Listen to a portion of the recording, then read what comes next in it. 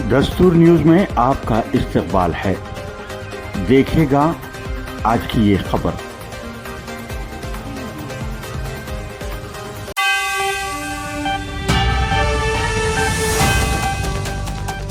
Justice غوث میرا محی الدین کو تلنگانہ مسلم advocates forum کی تہنیت 14 سال بعد ایک مسلم وکیل کا عدلیہ میں تقرر۔ اب خبر تفصیل سے سنیں۔ تلنگانہ مسلم ایڈوکیٹس فورم کے ایک وفد نے فورم کے ریاستی صدر الحاج مولوی وحید احمد ایڈوکیٹ کی قیادت میں ہائی کورٹ کے نومنتخب جج جسٹس غوث میرا محی الدین کو ان کے تقرر پر پرخلوص مبارکباد پیش کی۔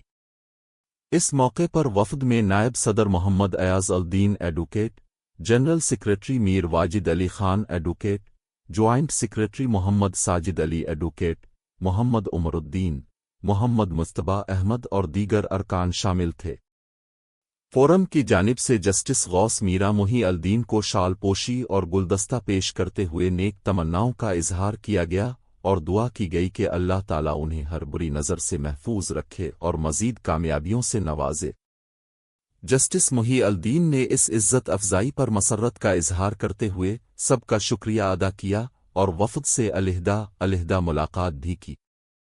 اس موقع پر ریاستی صدر مولوی وحید احمد ایڈوکیٹ نے میڈیا سے گفتگو کرتے ہوئے کہا کہ مسلسل 14 سال تک مسلم وکلاء کو عدالتی تقرریوں میں نظر انداز کیا گیا، لیکن آج اللہ کے فضل اور فورم کی مسلسل جدوجہد کے نتیجے میں ایک نئی امید جاگی ہے۔ انہوں نے کہا کہ یہ تقرری تلنگانہ کے مسلمانوں کے لیے فخر کا لمحہ ہے۔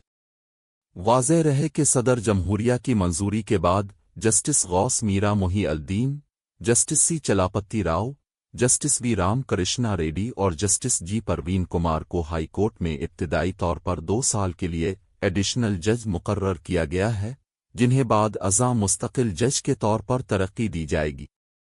چیف جسٹس اے کے سنگھ نے ہائی کورٹ ہال میں ان 9 منتخب ججوں سے حلف لیا۔ ان تقرریوں کے بعد ہائی کورٹ میں ججوں کی مجموعی تعداد 30 ہو گئی ہے، جبکہ 12 نشستیں تاحال خالی ہیں۔ جسٹس غوث میرا محی الدین کا تعلق بالانگر، حیدرآباد سے ہے۔ وہ 15 جولائی 1969 کو پیدا ہوئے اور وی آر لا کالج سے 5 سالہ قانون کی تعلیم حاصل کی۔